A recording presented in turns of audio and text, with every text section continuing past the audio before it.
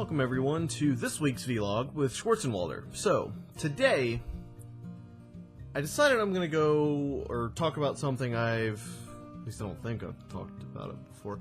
It's, first of all, a couple of small updates. You guys probably already know about this. Been doing a whole lot of long Let's Plays lately, and that's mostly just because the Xbox One that I had for Thief, I only had it for like a certain amount of time, and so I was basically, working hard to make sure I have enough for you guys so I can finish it up once I get my own Xbox 3, or not 360. I already have one of those. You can actually see it right over there. But, I want to make sure that I can finish it out, and that I still have some to give you, over time, whatever. I'm going to be focusing a lot on indie games, horror games, and retro games over the next at least few days, mostly because I want to get some variety back into my channel. I know this last week I've pretty much done Tomb Raider and Thief, and even though they're both great games, they have a, it only appeals to certain people, and I can totally get that. I mean, some people, they just want to get in and see something weird or strange, something like that. So I'm going to be doing a lot more of the indie horror arcade games, things like that, get some stuff mixed up. Now I'm obviously still going to do Thief and Tomb Raider, but it's going to go back to the way it was, where, I'm posting them maybe every other day, maybe every 3 days, and in between I'm doing things that are much more, I don't want to say interesting, but just unusual, just weird games that I can find, things that you've probably never seen before. Not to mention that once these are done, my next long Let's Play is probably going to be of Red Faction Guerrilla, but we'll see. We still have some time for that. Now, what I actually wanted to talk about today, something that is... I find it interesting. Maybe you don't. I kind of mentioned it in one of my Thief episodes, and I don't even remember if it's come out yet, if I put that one out or not yet. But when it comes to video games, like that's what I'm going to be talking about. It's like video games. A lot of people, they just view it as something to do, like just a game or something like that. And maybe that is what it is. Maybe I'm looking too far into it. But I will say, first of all, I don't know if you guys know who Adam Sessler is. I know he has his own YouTube channel, but I really, back when G4 used to be around, I used to watch a lot of G4. That was one of my favorite shows ever. And he always had a lot of really cool thoughts on video games. And I don't know how many of you know a whole lot about human psychology. I'm not going to say that I'm like I know a whole bunch, or I'm an expert or anything like that, obviously. That would be silly. But when it comes to humans, we've always, like, our whole culture, like, no matter where you are on the planet, one of the common themes that all cultures have is that we, like, almost our entire lives, and anything entertainment-wise especially, revolves around storytelling. And what I mean by that, when I say storytelling, some people think of just like, oh, sitting at a campfire telling ghost stories, or, grandpa coming in and reading a bedtime story or something like that. That's not what I'm talking about. Well, yes and no. A lot of people don't realize that, like, movies, for example, cinema, it's just a new way to tell a story. Radio, reading, believe it or not, I do like to read. I don't get to do it as much as I want to, but I do like to read. In fact, I have a book right over here, if you guys... it's beside my helmet, that I've kind of off and on again been reading, and it's all because it's just a matter of telling a story, and that's video games is essentially another form of art that allows us to experience stories in a way that previously we never could. I mean, some games can vary. Sometimes you are playing yourself. You create your own self, or you can create an alter ego. Other games you're playing as a character, but you still get to see everything through their eyes. And that's something that I always thought was just really cool. Maybe, because when I play games, the reason why I love them so much, it's not just about the entertainment. When it comes to games, immersion is the #1 thing for me. Immersion is what will make me enjoy a game. And when I feel like I'm part of the story, or that I'm seeing this really awesome story through someone else's eyes, that just means so much more. And things like that is not something you can really get from a movie. You don't get to move the character. You don't get to decide what happens. It just happens. And it's not, I mean, I love movies too, don't get me wrong. I watch the crap out of some movies. But video games, that's really... I got to thinking about it one day, and I realized that is probably the reason why I like it so much. It's another form for our species to communicate with one another through stories. And I always thought that was just a really cool concept. And I know Adam Sessler has talked quite a lot on this subject. I should probably go check out his YouTube channel. I've just never gotten around to it. I've been ridiculously busy lately, as I'm sure all of us have. But that's really what I wanted to talk about today. And I'm not going to go in depth into it, but the things like console wars, you know, game, or what do they call them? I can't even think of the word now. It's when a game is specific to a particular console and people get all angry. I mean, I guess that goes along with the console wars thing. That console wars is like the stupidest thing to me. This company has a game that I like, so everyone else is stupid and dumb, and I hate them, and they not good at sports. But it's it's stupid. Just to put it, just to be blunt with it, a true gamer will play any console. They'll play PC, they'll play, you know, and there's so many other consoles that exist in other countries that, you know, don't exist here. And, you know, a real gamer isn't going to look at a console or a game and go, I'm not going to play that because of some preconceived notion I have of it. You know, that's one of the reasons why I really like indie games. They're very creative. They tend to take a spin on things that you haven't seen before. And I'm not really trying to talk down on, like, AAA games, obviously. You know, I love a lot of AAA games. You know, I have a pretty... I mean, this isn't even all my games over here. Most of my games are at home with my brother. And, you know, I've just beaten them so many times that, you know, I tend to just keep the more recent games here. And AAA games, you know, they're great. A lot of them are really awesome. But they usually just take a spin on something that's already been done before, which is really hard not to. And a lot of them still are just great.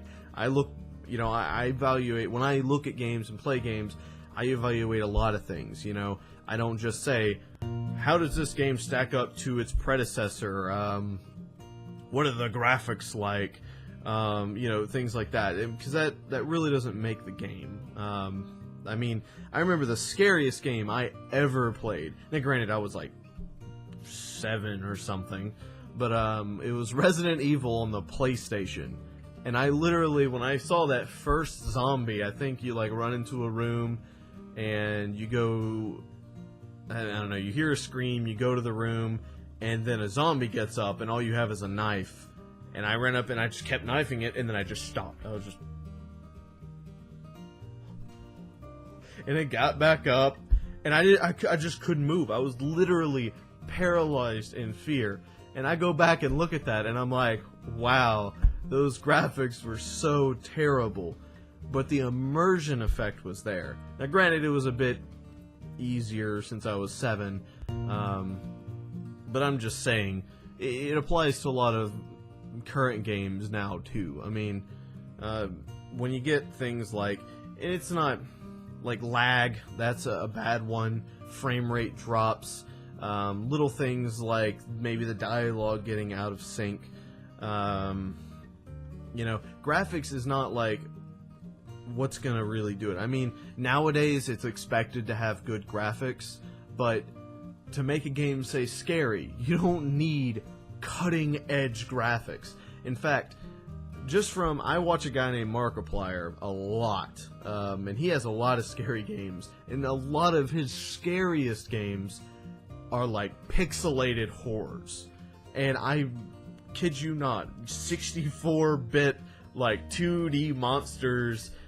you know, and that stuff is way scarier than a lot of games that I play now, such as like Dead Space. Like when I first played Dead Space, there was a creep factor, and I was like, ugh.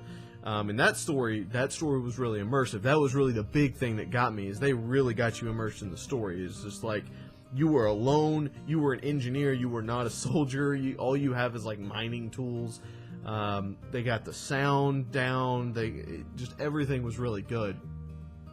But it just got to the point where it was just all the same. It got a bit more actiony, and I love the Dead Space series, but it got to the point where it just wasn't scary. I'm just like, okay, oh, it jumped out at me, shotgun, whatever. And, you know, whereas versus like these pixelated games that have way worse graphics. I don't know why I'm doing that. They do have worse graphics, but they were just so much scarier. And it's about the immersion factor. And I know I'm kind of going on a somewhat tangent here, but really that's what I'm trying to drive home. It's the story behind games. That's why I really think I enjoy games a lot. So without further, because we're 11 minutes, so I don't mean to make this run so long, guys. And honestly, I could sit here and talk about it. I love talking about this kind of stuff, but, you know, I'm trying to keep this a little short. So, just to close it off, I did want to say I'm at 70 subscribers, which, by the way, is way further than I thought I was going to get within the amount of time. I mean, I don't think I've even hit 2 months yet, and I know I've said it so many times, but I'm going to keep saying it because, and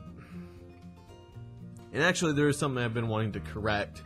I feel like such a jackass for saying it, but I keep referencing it's really our channel. I keep saying my channel, but that really isn't the case. And the worst part about it is that I've talked to several other people that have YouTube channels, and, you know, I've said to many people, the YouTube channel is not based off of the success of the YouTuber. It's based off of everyone who helps out. And I realized yesterday, actually, that it was basically just a big slap in your face that I kept saying, my channel is growing, I'm doing so well. Sorry, it really isn't just my channel. The content I put up on there, I mean, is influenced by you. The reason why I try to find these weird and off games is because I'm trying to find things that you haven't seen before that's interesting to you. And when you tell me to play certain games, I always look them up and things like that. And my success is directly correlated or influenced by you guys. So it really isn't just my channel, my success. It is our success. And I can't thank you guys enough for what you've done for me. I mean, again, 70, it really doesn't sound like much when you consider you have people out there that have just millions and millions and hundreds of thousands even.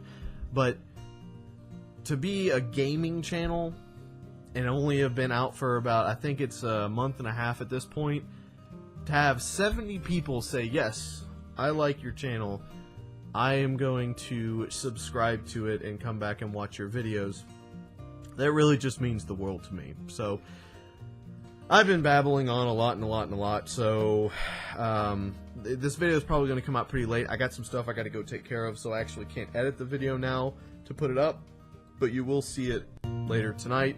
I don't know why I'm saying this, because you won't know about it until it comes out. But anyway, thank you so much for watching. I really appreciate you guys for taking the time to check out my videos. And I do have some plans in the works for some really impressive videos that I think you guys are going to like. And I think I might also have thought of a good... I know I said I wasn't going to do charity live streams until I get 1,000 subscribers, and that's not just because I'm trying to be stingy. It's not a matter of me just wanting subs. It's a matter of me not wanting to, like... Basically, if I try to do a charity live stream, but there's, you know, I don't have too many people actually watching the channel at that point, I won't really be able to do much, or we won't be able to really do much for whatever charity it is. It's not, obviously that's nothing against you guys. I understand everybody has things they gotta do. Everybody's got bills and things like that. And so I just want to make sure that there's a good base. However, I think I found something that I may actually be able to do sooner for charity. But if that turns out to be a thing, I'll actually make a vlog about it. But anyway, this has probably been my longest vlog, so I'm going to go ahead and shop. Thank you so much for watching, and I really hope to see you in my next video. Bye!